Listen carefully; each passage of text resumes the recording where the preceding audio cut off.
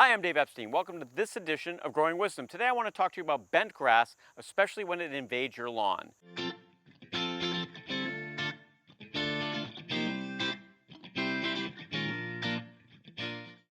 So a lot of you are into not having any lawn at all, and that's great. I encourage smaller lawns. I encourage you to plant other things besides lawn. I've really shrunk my lawn over the years, but I do like a little bit. It frames my beds. It's also a place just to hang out. However, I like to have grasses that grow upright, and bent grass is a grass that kind of creeps along and will take over your lawn. Bent grass is used extensively in golf courses, fairways, and greens because you can mow it really close. It's great to walk on, but it's a water hog. It's also really disease prone. So bent grass can look good at certain times of the year, but a lot of times you get big brown patches, and it also doesn't do very well in the winter.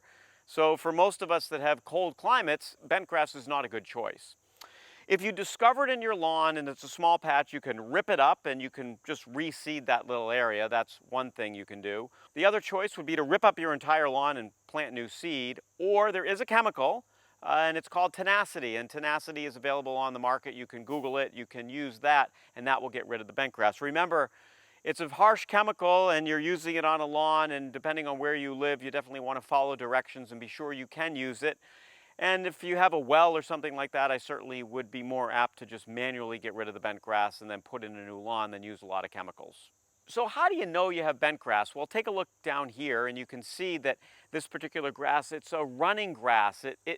Instead of growing upright, it's running along the ground. And if you look closely, as it runs, it shoots out what's called a stolon. And that's just this little root here that's going down into the ground.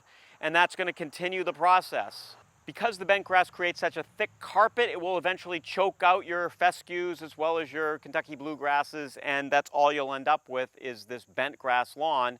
If you have a small area of bent grass in your lawn, you can definitely remove it by hand. A large area, you can still remove it by hand, or you can use that Tenacity that we talked about to get rid of it. By the way, Tenacity will also be good for some of the other weeds in your lawn.